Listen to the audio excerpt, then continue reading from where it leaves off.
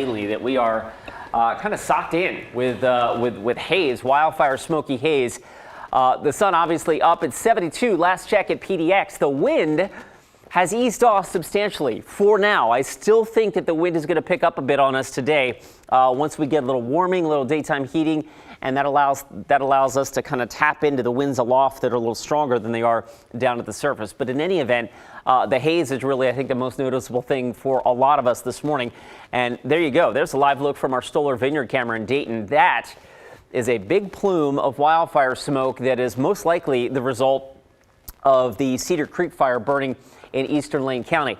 What I'm showing you right here is visible satellite imagery from yesterday. And you're probably saying, why yesterday? We haven't had enough daylight yet to really capture a good satellite loop from this morning. But what I wanted to point out is this. You see that enormous smoke plume that developed in eastern Lane County yesterday from the Cedar Creek fire, and that really smoked out parts of Eugene and Springfield and all the way to the Oregon coast.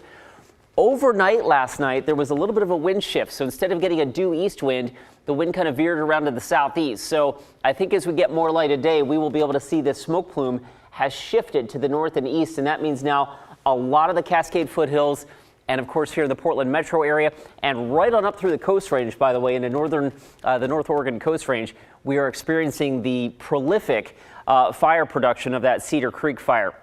The smoke forecast continues to have widespread smoky haze here across western Oregon and southwest Washington throughout the day today. It's not going to be until tomorrow that we get enough of a wind shift through the depth of the atmosphere here to really scour out all that smoke. So we've got a really hazy weekend forecast.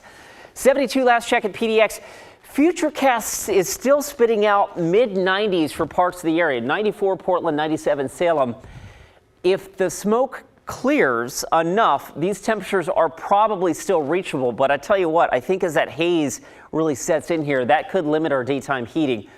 It may also limit the amount of easterly wind that we feel, but the red flag warning for that high fire danger remains in effect today through 11 p.m.